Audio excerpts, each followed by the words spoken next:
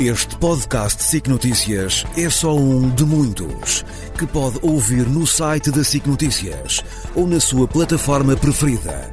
Os melhores programas de televisão, a opinião que importa e ainda entrevistas exclusivas em podcasts originais. Onde e quando quiser, leve no bolso todas as conversas. Fique a par das últimas novidades em sicnoticias.pt/podcast e nas nossas redes sociais.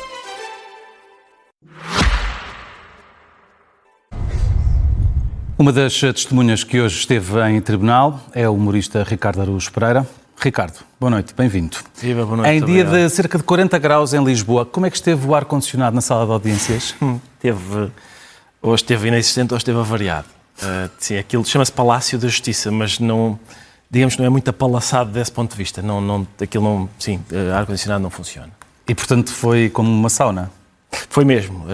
Eu, aliás, enquanto estava à espera para ir depor, fui deitar uma coisa num caixote do lixo, entrei lá por umas salas, falei com uns funcionários muito simpáticos que trabalham naquelas condições e, portanto, tive a ocasião de me solidarizar com eles. E como é que foi a temperatura em matéria de audições, nomeadamente da tua?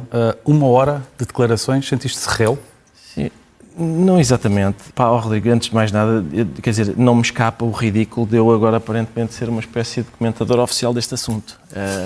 Mas também eu prefiro isso a estar calado. Sinceramente, prefiro o ridículo digamos, ao que seria, não quero qualificar o que seria se eu estivesse calado, mas isto não me senti réu, quer dizer, num certo sentido senti-me réu no sentido em que se a Joana for condenada, eu acho que eu também sofro, em primeiro lugar também sofrem todos os que tiverem a mesma profissão da Joana e em segundo lugar sofre qualquer cidadão, porque aquilo que a Joana fez, eu não sei se o Rodrigo já viu o vídeo, mas é um vídeo de 1 minuto. Que exprime a seguinte ideia. Eu não gostei muito da maneira como esta canção foi interpretada. Não vejo maneira disso poder ser ilícito. Essa é a questão, não é? Porque, repare, nós podemos... Eu não digo que não tenha ofendido, até porque eu não posso... É uma alegação que não pode ser contestada. Assim como eu não posso dizer a alguém... Eu estou apaixonado. Eu acho que tu não estás apaixonado. Não posso negar isso, não é? Assim, do mesmo modo, se alguém disser eu estou ofendido, eu não posso dizer eu acho que tu não estás ofendido. Sou forçado a acreditar. A questão é que isso não pode servir para definir se as coisas podem ou não podem ser ditas, porque, repara, as pessoas ofendem-se com várias coisas. Um silêncio pode ofender, uma rejeição pode ofender, uma crítica pode ofender, às vezes um facto, a verdade pode ofender. Isso não significa que a gente vá proibir silêncios, rejeições, factos, verdades. Mas o humor deve ter algum tipo de fronteiras ou não? Repare, é a pergunta a que estamos a responder, a dos limites do humor, e eu estava habituado a respondermos a essa pergunta a propósito de Maomé, Jesus Cristo, coisas desse tipo, coisas de algum modo sagradas. Nós agora estamos a discuti-lo sobre a interpretação de 2 cantores numa pista de motas. É isso que está em causa, não é? É se o humor pode pousar o seu olhar na interpretação de 2 cantores numa pista de motas. E, portanto, sinto que se está a estreitar, digamos, o garrote. E, repare, nós nunca fazemos essa pergunta. A gente diz assim, bom, mas quais são os limites do humor? Vamos estender a pergunta a outras formas de discurso não sério. Ou seja, por exemplo, quais são os limites? Será que um humorista pode falar sobre tudo? Boa pergunta. E um escritor pode falar sobre tudo, e um cantor pode falar sobre tudo. Por exemplo, um escritor pode escrever um livro narrado por um pedófilo? Acho que sim, eu já li um que era assim. Pode escrever um livro narrado por um violador e assassino em série? Há um do Bret Easton Ellis que é assim. Um cantor pode cantar, por exemplo, uma canção em que ele fantasia ou até simula que mata a sua mulher, como, por exemplo, o Eminem fez na canção Kim. Pode, em princípio pode, ou como o Axl Rose fez no tema I used to love her, but I had to kill her. E, portanto, a questão é, as pessoas compreendem, noutros tipos de discurso, que aquilo que está a ser dito é diferente do que se as pessoas estivessem a dizê-lo no notário, assinando um papel de 25 linhas. Só no humor é que as pessoas têm mais dificuldade em perceber isso. E eu acho que a razão só pode ser uma, que é dá vontade de rir. É só porque dá vontade de rir. Os Anjos foram criticados de várias maneiras por causa do hino. A única crítica que eles processaram foi a da Joana Marques, porque dá vontade de rir. É isso que está em causa aqui. Foi o que eu disse à chegada ao tribunal. Os Anjos têm um documento da empresa responsável pela captação e transmissão do som, admitindo os problemas técnicos graves que causaram alguns daqueles problemas. Não processaram. Têm provas de várias pessoas que os ameaçaram de morte. Essas sim extravasando os limites da liberdade de expressão. Não processaram nenhuma. A Joana fez uma piada. Vamos agora para o 4º dia de julgamento. Isso significa, foi o que eu disse, significa que prejudicar objetivamente o trabalho deles não lhes causa moça. Ameaçá-los de morte, não veem problema nisso. Se alguém se ri deles, 1 milhão de euros. E 100 mil, 1 milhão e 100 mil. É isso, é melhor não esquecer nenhum desses. Agora, é compreensível, por outro lado, que, como diz o Fernando Alvim, que eles estão muito magoados e que, portanto, se compreenda que queiram alguma coisa. Por exemplo, se a Joana já disse, se não estou em erro, publicamente, que nunca chegou a falar com eles e que houve várias tentativas de contacto, pelo menos foi aquilo que eu percebi. Se tivesse havido uma conversa prévia, nada disto poderia ter acontecido, então? Não creio, sabe, porque a que tipo de acordo é que poderíamos chegar? Ou seja, a Joana diria, bom, certo, nesse caso, se isto vos magoou, e se vocês alegam que está a causar danos, alegação que é dificílima de provar, ligando-a exclusivamente àquele vídeo da Joana, porque, enfim, cronologicamente o vídeo da Joana aparece depois da interpretação transmitida pela Sport TV e depois de vários vídeos publicados na internet, e é um desses vídeos que a Joana vai buscar as imagens para fazer o seu, e portanto acho eu que o único acordo possível, desejado pelos queixosos, era a retirada do vídeo. Ora, retirar o vídeo seria, primeiro, assumir uma culpa que não existe, porque o vídeo é de facto das coisas mais anódinas que eu já vi na minha vida. Segundo, seria abrir um precedente bastante grave, porque era a Joana a dizer às pessoas, atenção, se alguém se ofender com o que eu digo, avisem que eu retiro. E, portanto, acho que ela passaria a não fazer mais nada. Ela até agora ainda não falou. E bem, sim. Vai, à partida, falar. Não sabemos ainda se será, mas à partida será no dia 11 de julho. Exato. Mas hoje as advogadas dos proponentes da ação não queriam que ela fosse ouvida.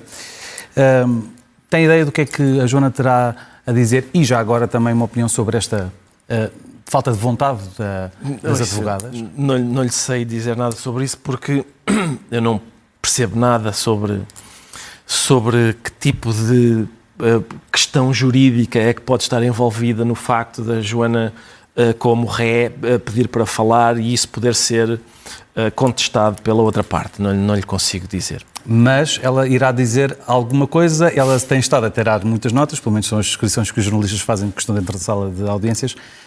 Haverá uma espécie de uma defesa da honra ou da honra de um humorista? Bom, não sei que tipo de defesa. Que haverá uma defesa, em princípio, terá de haver. Que ela esteja a tirar notas. Eu hoje só não tirei notas porque não levei papel e caneta, mas teria, por exemplo, tirado notas no momento em que uma das advogadas da outra parte citou declarações que eu nunca prestei num podcast. Portanto, ela disse que eu, num determinado podcast, que ela identifica, eu prestei umas determinadas declarações que, se convido a ir a ouvir aquele podcast, não só não estão lá, porque eu não as proferi nem nesse podcast, nem em lado nenhum.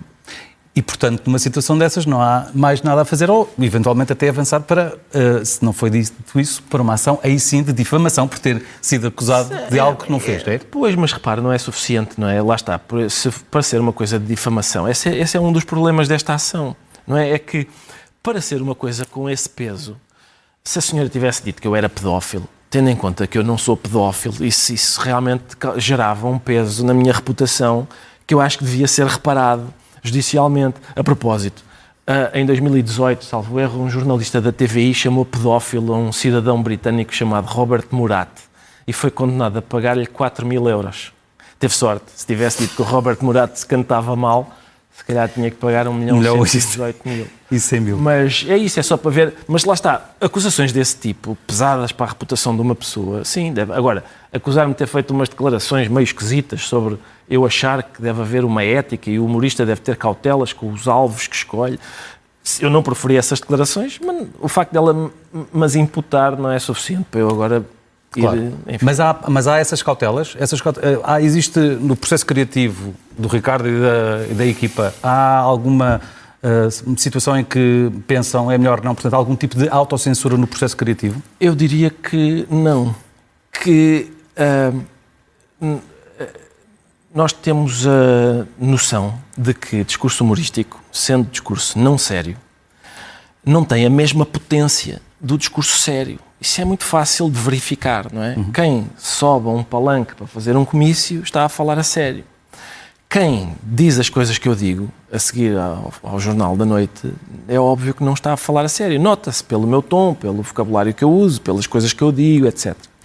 E, portanto, quem tem vontade de fazer coisas a sério, coisas que tenham, digamos, capacidade para produzir efeitos sensíveis, não o faz da maneira que nós fazemos. E, portanto, eu acho que a ética do humorista... O humorista é uma profissão em que a gente, eu diria, não tem responsabilidade nenhuma. Há outras profissões para as pessoas terem responsabilidade. A sua, por exemplo, é muito respeitável. Eu não tenho responsabilidade nenhuma. Ser um irresponsável é o meu modo de vida. E, portanto, tentar impor uma ética a isso é uma espécie de diacro-remedização da profissão. Ainda bem que fala em Diácono Remédios, esse personagem de Hermano José, dos anos 90, exatamente, estreado no Hermano Enciclopédia. O Ricardo tem sido uma voz presente, porque pela relação pessoal também, para além de profissional que tem com a Joana Marques, como sendo uma das pessoas que mais têm estado, antes de começarmos a entrevista, me estava a dizer, já falei muito sobre o assunto. Outras pessoas deveriam vir a terreiro de forma mais marcada fazer a defesa dos humoristas, como por exemplo o Hermano José?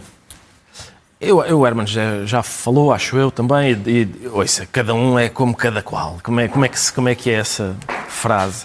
Eu acho, do meu ponto de vista, este caso interessa-me muitíssimo e a razão pela qual me interessa também extravasa a razão de eu ser amigo da Joana Marques.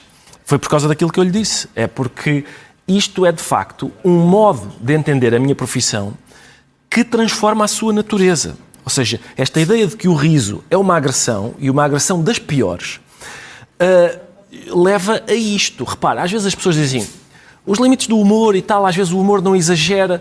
Eu, sinceramente, o que tenho visto é que o exagero é a reação ao humor. No outro dia, no Brasil, um humorista foi condenado a 8 anos de cadeia. Repara, 8 horas de cadeia, eu diria que era excessivo. Porque é cadeia.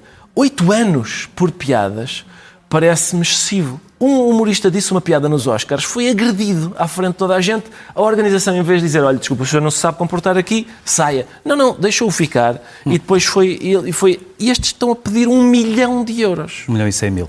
Ricardo Araújo Pereira, obrigado. Agradeço. Boa noite. SICNoticias.pt. As notícias na hora e os grandes temas que marcam a atualidade. Informação em primeiro lugar, no site e na app. Os programas, as reportagens, os espaços de opinião.